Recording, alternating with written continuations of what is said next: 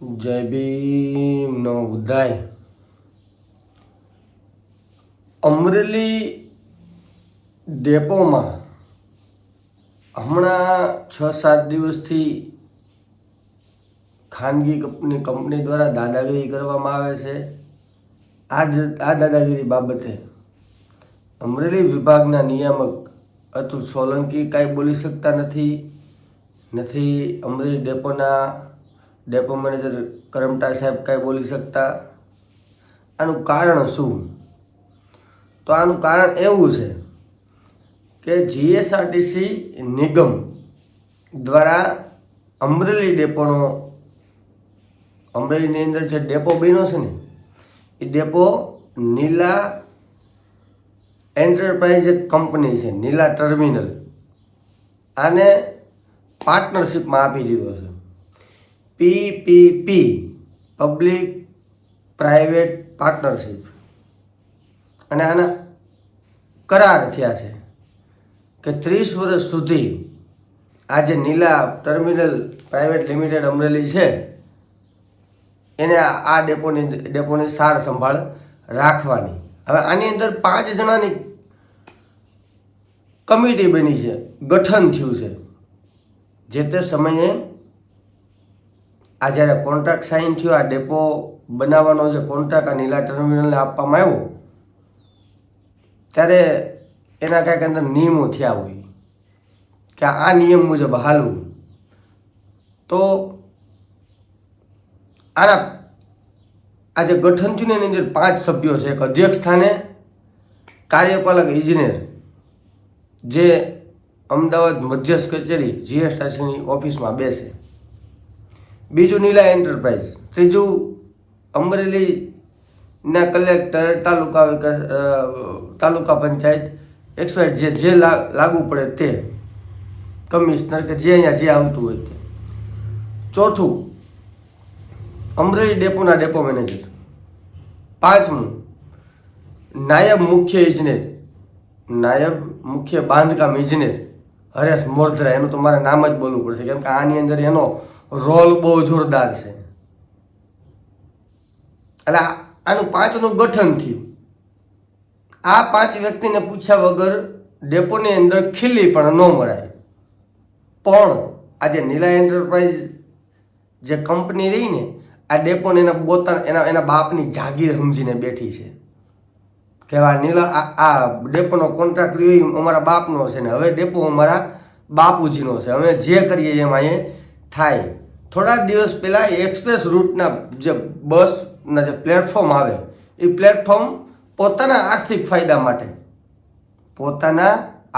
ફાયદા માટે જાતે બદલાવી નાખ્યા.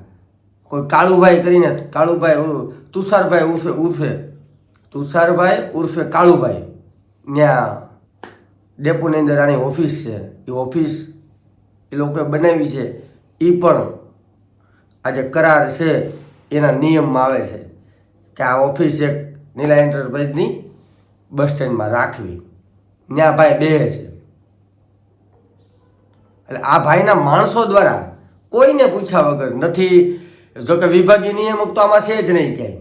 ડેપો મેનેજરે નથી પૂછ્યું, અમદાવાદ અધ્યક્ષ સ્થાને જે કાર્યપાલક ઇજનેર છે એને નથી પૂછ્યું કલેક્ટરને, નથી પૂછ્યું બાંધકામ ઇજનેરને. જોકે બાંધકામ ઇજનેરને પૂછવું હોય કે ન પૂછવું હોય એ આપણે ખ્યાલ નથી, પણ આ બાંધકામ ઇજનેર જે હરેશ મોરધરા છે ને એ આની અંદર એને ઇન્વોલ્વ છે. કેમ કે અહીંયા આ જે ડેપોની અંદર કાંઈ બી કામગીરી થાય ને તો એમાં ડેપો મેનેજરનો કોઈ રોલ નથી. અને ખાલી કમિટીમાં બેસવાનું છે ને નિર્ણય લેવાનો છે, પણ મુખ્ય આદેશ કોને આપવાનો?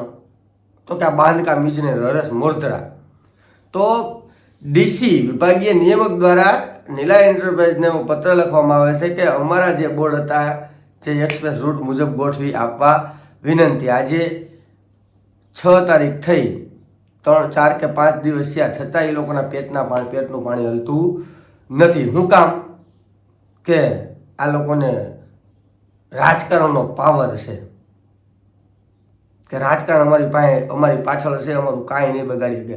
પણ એકેય રાજકારણ તમારી પડખે ચડશે નહીં. તમને જે સામાજિક કાર્યકરો ભટકાણા નથી, તમને પૈસા ખાવ બધા ભટકાણા હોય, એટલે તમને અનુભવ ન હોય, તમને અનુભવ કરાવી દઈશ કે પબ્લિકનું છે એ પબ્લિકનું જ છે, તમારા બાપનું નથી. અને આ ડેપોની અંદર કેટલો ભ્રષ્ટાચાર થયો છે, કેટલા માણસો આ ડેપોની અંદર જ્યારે ડેપો બનતો ને ત્યારે એની અંદર કોણ મરી ગયા છે, ક્યાં ગોળાની અંદર ભવડાઈને મરી ગયા છે, ઉપરથી મરીને કોણ, ઉપરથી 5મા માળે પડીને કોણ મરી ગયું છે, આ બધી હિસ્ટ્રી અમારી તૈયારી જ છે. તમારી છઠ્ઠીના ધાવણ યાદ કરાવી દઈશ, તમે એટલું યાદ રાખજો. તમે ભ્રષ્ટાચાર કરવામાં તમે નંબર 1 બનીને બેઠા છો ને, કયો રાજકારણ તમને બચાવે છે હું જોઉં છું.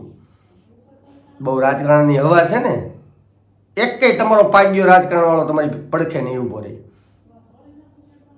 હાલા લઈએ જાયેલા છો પેલા કાળુભાઈને નીલા એન્ટરપ્રાઇઝ વાળાના ઓફિસે જઈને લાઈવના માધ્યમથી લોકો જોવે છે, એમ કહે છે કે આ કાલ સાંજ સુધીમાં બોર્ડ ફરી જવા જોઈએ.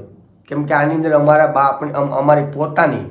અમારી પોતાની પાર્ટનરશિપ છે. તમે જીએસઆરટીસીને ભલે કાઢી મૂકી, એને ભલે તમે પૈસા ખવડાવી અને તમે આ ડેપો તમારા નામે કરાવી લીધો હોય, પણ એની અંદર પાર્ટનરશિપ તો અમારી છે ને. હું એક જાગૃત નાગરિક તરીકે તમને કહું છું કે આ પ્લેટફોર્મ તાત્કાલિક ધોરણે ફરી જવા પડે, પણ એને રાજકારણનો પાવર છે ને, એ રાજકારણનો પાવર હું ટૂંક જ સમયમાં ઉતારી દઈશ. કેવા તમારા હાથ જાળવા આવે છે ને હું જોઉં છું. શાંતિ રાખો તમે.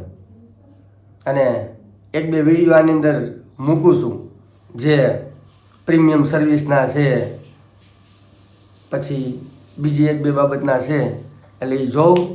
અને આની અંદર ઓલા મોરધરાનો નંબર મેં આપું છું, કેમ કે આ બોર્ડ ફેરવવા એ મોરધરાને હુકમ કરવાનો હોય. કેમ કે બાંધકામ ઇજનેરી છે, પણ એ ભાઈના કંઈક ખીચા ગરમ થઈ ગયા હોય એવું લાગે છે. પણ એ ખીચા જે ગરમ થયા છે ને એને તાત્કાલિક એની અંદર હું બ્લાસ્ટ કરવાનો છું. કોણ બચાવે છે મોરધરાને, કોણ નીલા એન્ટરપ્રાઇઝના જે ભ્રષ્ટાચારીઓ છે એને બચાવે છે. આખી ફાઇલ જે આવડી મોટી ફાઇલ છે ને, આવડી મોટી ફાઇલ જેના ઝેરોક્સ કરાવવાના અમારે 1900 રૂપિયા થયા. હવે એ કેટલા પેજ છે?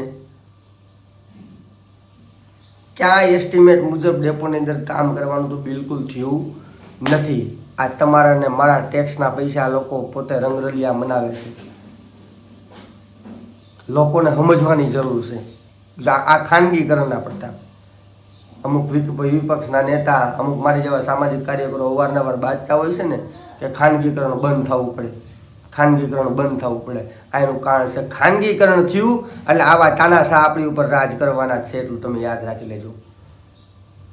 આજે ભારત દેશના બંધારણ, આ ભારત દેશ બંધારણની રૂએ ચાલે છે, પણ જો ખાનગીકરણ થયું આ પોતાના બાપની પેઢી, આપણી પોતાની મિલકત આ એના બાપની પેઢીઓ બનાવીને બેસી જવાના છે. આપણે બધાને સમજવાની જરૂર છે. એટલે આ મોરધરાને ફોન કરો. આ તો સરકારી કર્મચારી આપણો નોકર છે. આ મોરધરા રહ્યો ને આપણો નોકર છે, પણ કોકનો ગુલામ બનીને બેઠો છે. અને ફોન કરો કે આ તાત્કાલિક ધોરણે ડેપો આ જે પ્લેટફોર્મ જે ફેરવામાં આવ્યા છે ને એ પ્લેટફોર્મ જેવા હતા એમને કરવામાં આવે. જે રાણીપ ખાતેથી જે હુકમ થયો છે, જે કરાર થયા છે એ પ્રમાણે ડેપોના બોર્ડ એક્સપ્રેસ મુજબ ફેરવવામાં આવે. નહીતર આપણે કલેક્ટર સાહેબને વોટ્સઅપ દ્વારા મેસેજ કર્યો છે, ઈમેલ કર્યો છે. આજે સાંજ સુધીમાં, આજે રવિવાર સાંજ સુધીમાં જો આ ડેપોના બોર્ડ ફેરવવામાં નહીં આવે પ્લેટફોર્મ, તો આપણે કાલે કલેક્ટર કચેરી આવેદન દઈ, હું એક જ બોલવાનો છું ને એક જ આવેદન દઈને આ ઉપવાસ આંદોલનના નીલા એન્ટરપ્રાઇઝ કંપની સામે બેસવાનો છું. આ વિડીયોને શેર કરો જેથી કરીને વધારેમાં વધારે લોકો જોવે, સમાજમાં જાગૃતતા આવે. અને આ વિડીયો મૂકું છું એ જુઓ. જય ભીમ, નમો બુદ્ધાય. આ તમે જોવો છો, ફક્ત રિઝર્વેશન ધરાવતા તેમજ પ્રીમિયમ સર્વિસના મુસાફરોના ઉપયોગ માટે રિઝર્વેશન ના હોય તેવા મુસાફરોએ પ્રવેશ કરવો. આ પ્રોપર્ટી પાછા રિઝર્વેશન જે કરાવે એની જ છે, સામાન્ય વ્યક્તિની નથી. અને તમને પ્રીમિયમ સર્વિસ બતાવું, આવો. જો આ પ્રીમિયમ સર્વિસ, આ ઉનાળો છે, આમાં આ પ્રીમિયમ સર્વિસમાં દેખાય છે તમને પંખા ચાલુ, અને પ્રીમિયમ સર્વિસ કહેવામાં આવે છે. બરાબર, આ જોઈ લેજો, આ પ્રીમિયમ સર્વિસ. બરાબર, અને આ સંડાસ બાથરૂમ, આ પ્રીમિયમ સર્વિસમાં સંડાસ બાથરૂમમાં તાળું મારવામાં આવે છે. આ પબ્લિકને લોકો આટલી સુવિધા છે, તમે જોઈ લેજો. એટલે આ સ્થિતિ છે, આ સ્થિતિ આજે આપણા દેશની છે. હુકામે કે આપણી જે સંપત્તિ છે, આપણી જે માલિકીનું છે જે સરકારી મિલકત રહી આપણી પોતાની પ્રાઇવેટ પ્રોપર્ટી, આપણી પોતાની પ્રોપર્ટી કહેવાય, પણ આજે અમુક ભ્રષ્ટાચારીઓ, કર્મચારીઓ, અધિકારીઓ જે પોતાનો આર્થિક ફાયદા માટે આ પ્રોપર્ટીને પ્રાઇવેટ કરવા મળ્યા છે, એટલે આપણે હાલાકી. મારી વાત સાંભળો, આ લાઈનના માધ્યમથી મેં બોલ્યો છું કાળુભાઈ, એક મિનિટ મને સાંભળો કે આ સાંજ સુધીમાં આ બોર્ડ નહીં તમને વિભાગીય નિયામકે નોટિસ આપી છે કેટલા દિવસ પહેલા, છતાં તમે તમારી પોતાની મનમાની કરીને નથી ફેરવા. હું તમને એમ કહું છું, હું પબ્લિક છું, હું જાગૃત નાગરિક છું, આની અંદર મારો ભાગ છે. હું તમને એમ કહું છું કે આ જે બોર્ડ રહ્યા પબ્લિકને હાલાકી પડે છે, આ બોર્ડ આજે સાંજ સુધીમાં નહીં ફરે, એક જ મિનિટ નહીં ફરે તો મારે નો છૂટકે કાલની તારીખમાં કલેક્ટર કચેરી જઈ અને અન્નજળનો ત્યાગ કરવાની ફરજ પડશે. અને એની સંપૂર્ણ જવાબદારી જે કઈ કાયદો વ્યવસ્થા ખોરવાય એની સંપૂર્ણ જવાબદારી નિરાય ભાઈ નિરે છે.